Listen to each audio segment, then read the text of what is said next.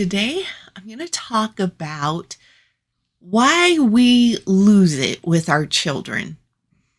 And I know there's many beliefs out there. I haven't had enough sleep. I've got too much going on. They refuse to listen. They're not doing what I told them. And this can kind of go on and on. But that is not a real reason. That is not a foundational reason. But that's what we're going to talk about today. Children are great by their very nature, and we have the privilege and responsibility of raising them. It can be challenging at times. Let's talk about it. Hi, I'm Cynthia Armstrong. I'm a general and special education teacher. I homeschooled my own children for 5 years, and I talk about those things I've researched, I've studied, and I have applied and found what works and what doesn't work, and the foundational reason for many things. Okay, so as we jump into this topic, because it relates to us and where we're coming from when it relates to our children. And our children's behaviors very much relate to us. Our emotions, our energy, what we bring truly affects how our children behave. And I'm not talking about, when I get angry, then they listen to me. But why are they not listening to us before we get angry, right? There's things going on there that we sometimes don't know to pay attention to because we don't have that knowledge that we need to discover the foundation. And so when we're looking at those behaviors and wanting to change our behaviors or our children's, we often will go to the surface level reasons. Like I'd mentioned earlier, they're not listening. I'm tired. I can't be expected to do so much.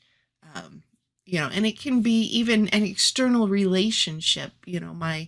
My parents are ill and I'm trying to care for them, and things like that. Like our children aren't supporting us. And even though we don't necessarily think of it in those exact words, we do have kind of a threat, like we're not going to be good enough, we're not going to be able to take care of all of it, or people are taking things away from me, like my sleep or my energy or my ability to go do fun things. And so we shift into a mindset where we're missing things, where we're afraid. And that's kind of where we jump to reacting to our children in that way when we lose it. It really has nothing to do with our children, and it has everything to do with us.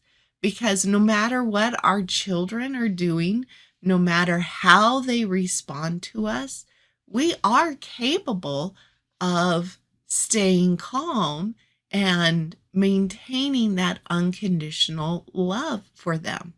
We just haven't had an opportunity to practice it, to feel it, to see it from other people, right? We might not have seen that from our parents or from our teachers or from other adults in our lives. And so we've kind of taken that onto ourselves. We've allowed the beliefs or the thoughts or how they chose to respond to it to teach us, because we don't know another way, because that's what we've seen, or that's what we've seen more often. And so, there have been times, I bet, in your life, if you really think about it, where your children can do something crazy and you've responded calm. And there's been times where your children have acted, when I say crazy, I mean like disobedient, or they've done something you're like, really? You even thought to be able to do something like that? And you still responded calm. And then, of course, other times, maybe even more often, we don't. And so when we really look at what's going on, that those reactions and our responses and our losing it starts with the underlying thoughts that we don't even necessarily recognize and think that that's just the way it is, that's the response that happens in our body. And we go with that. So when we take that step back and observe ourselves, because sometimes we want to just say, oh, I'm not supposed to be grumpy, I'm not supposed to be upset, and we think that that's where we need to jump to because that's how it's supposed to be. Well, there's no way it's supposed to be.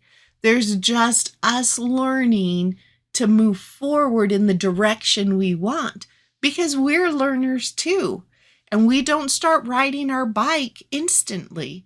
We didn't learn to go from laying on our backs as an infant to walking. There are steps and processes.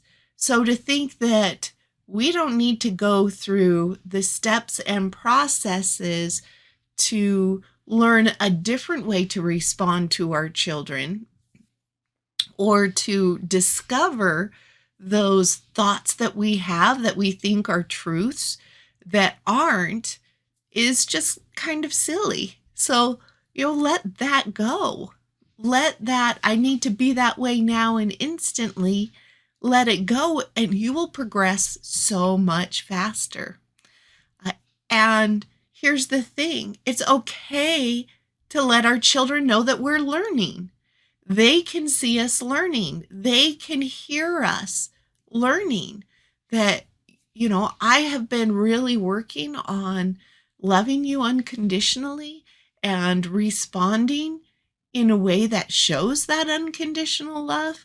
But you know what? I didn't do that again, but I'm learning and I want to move in that direction. And then when we're honest with our children like that, that really helps them to take on programming we'd rather they have.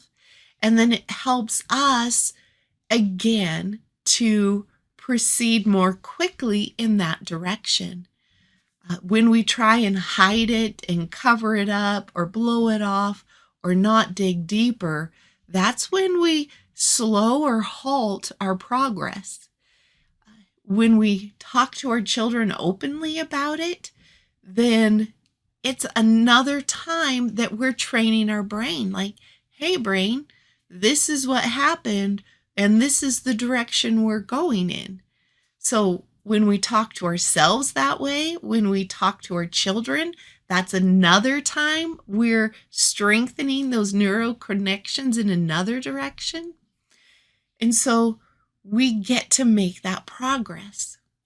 So the points that I want to leave with you, I'm going to reiterate them again, because sometimes I'll go into my explanations and it's like, wait, what specifically was I to get out of that?